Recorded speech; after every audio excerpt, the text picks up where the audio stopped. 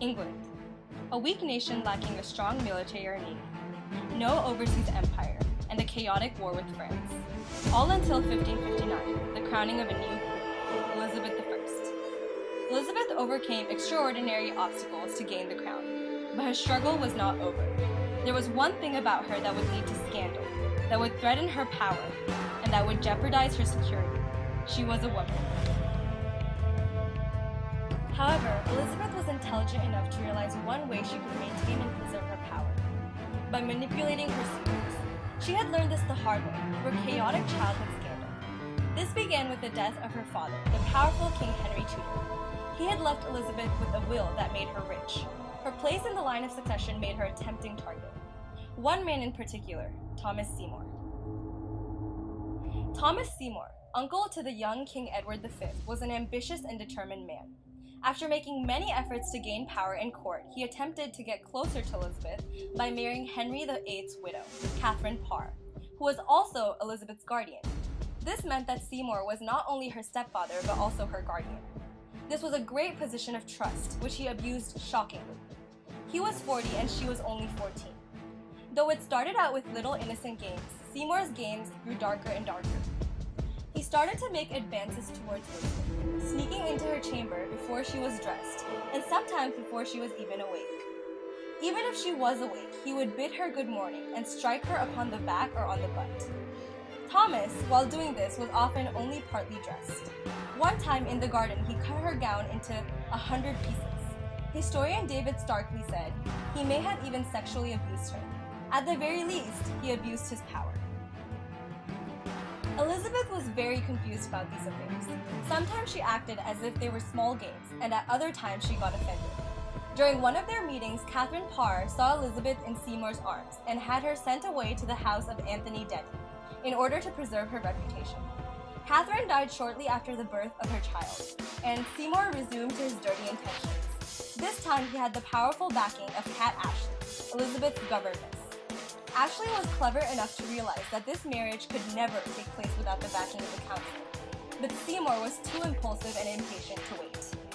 In an attempt to kidnap the young King Edward VI, Seymour was caught and charged with treason.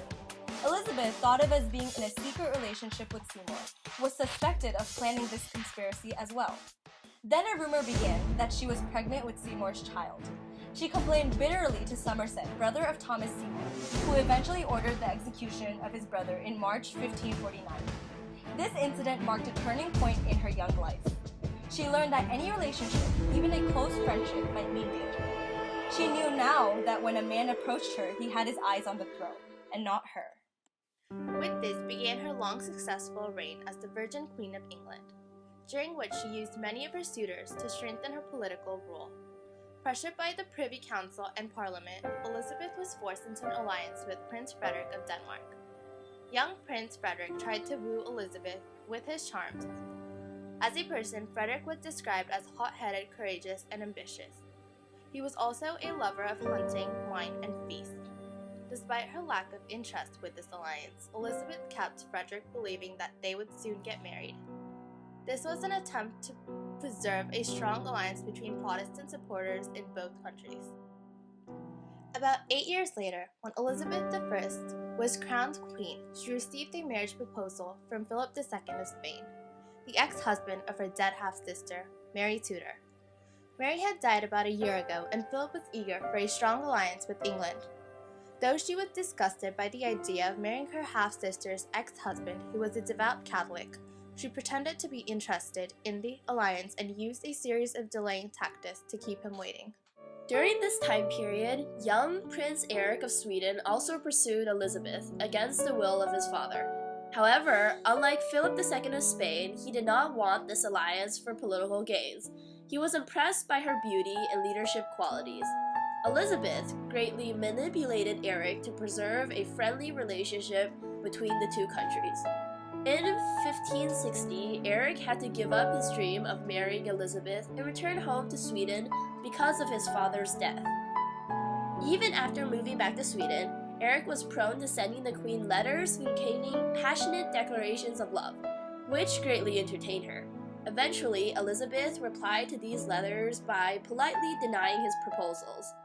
She said, "Most serene prince, our very dear cousin, a letter truly yours, both in the writing and sentiment, was given us on 30th December by your very dear brother, the Duke of Finland.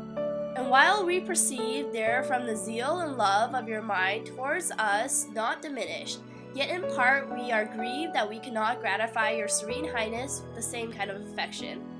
I beg your serene highness again and again that you be pleased to set a limit to your love, that it advance not beyond the laws of friendship, for the present nor disregard them in the future.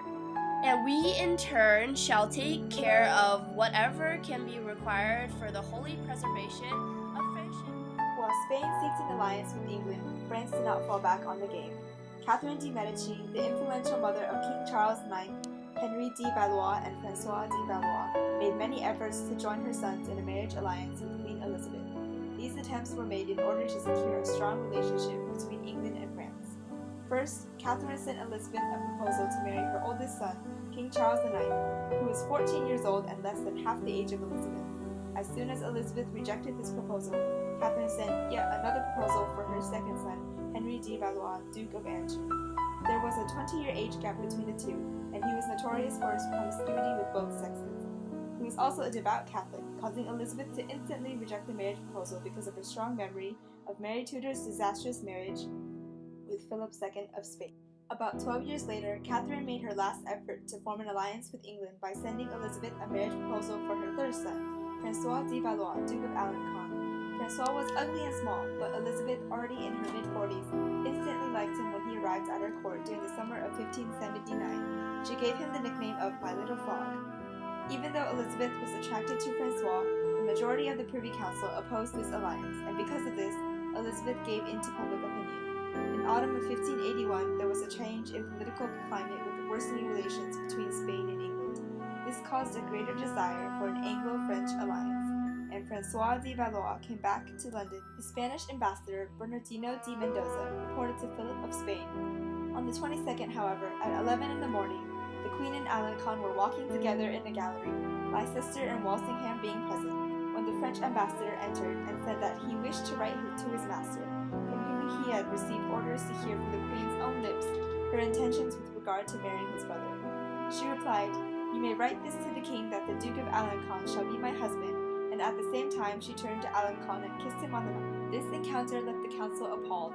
Elizabeth was convinced and decided to give the French additional terms for marriage, which she knew were unacceptable. She gave the French a large sum of money to fight the Spanish in the Netherlands and bade farewell to Francois. As soon as the marriage negotiations with Philip II of Spain were halted, Emperor Ferdinand I of the Holy Roman Empire arrived at the English court in 1568 with the marriage proposal of his son, Archduke Charles of Austria. Though Elizabeth was not interested in the alliance, she kept the negotiations going for several years in an attempt to please her council, which was getting anxious for a strong male ruler. The alliance ended when Charles refused to compromise the practice of his faith in Catholicism. Throughout her reign, Elizabeth formed several other alliances with suitors from Austria, Portugal, Sweden, and Denmark in an attempt to strengthen her political diplomacy and foreign alliances. She managed to successfully play her suitors for more than 25 years. However, there was one man who was more than a pawn in her games, possibly even a lover, Robert Dudley. Elizabeth loved men of wit, charm, and attentiveness, especially those who crowded around her to provide a welcome distraction from the often tedious affairs of state, and Dudley perfectly fit these qualities. He was tall, dark, and handsome. In addition to being a fine athlete and superb dancer, he loved the theater and sponsored a private company of actors. Being impressed by his talent and charisma, Elizabeth gave him the position of Master of Horse, which allowed them to spend a lot of time together. She showered him with gifts, including extensive country estates and large sums of money, and honors such as Knight of the Garter and Constable of Windsor Castle.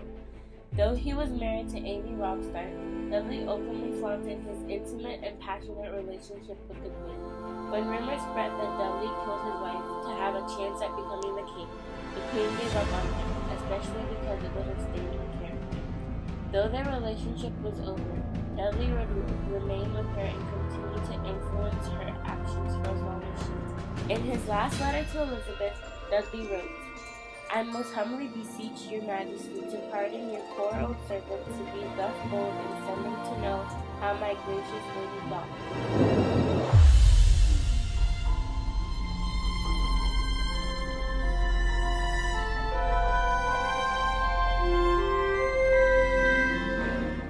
How did Elizabeth I's relationship with her suitors affect her political reign? The queen did fish for men's souls and had so sweet a bait that no one could escape her network. Elizabeth I, the Virgin Queen, utilized her position as ruler of England and the idea of marriage to influence her political rule. After a scandalous childhood incident with Tom and Seymour, she learned how to use marriage as a weapon to increase her political status. She used the idea of marriage to gain many suitors, including Prince Frederick of Denmark, King Philip II of Spain, the sons of Catherine de' Medici, the Archduke Charles of Austria, and Robert Dudley. At the same time, these suitors seeked a relationship with the Queen in order to gain political alliances with the powerful England. When Elizabeth I came to the throne, England was an insignificant country. By the end of her reign, it was a major European power. The preface to the King James Bible hailed her as the bright Occidental star. Queen Elizabeth, a famous memory, and the star still burns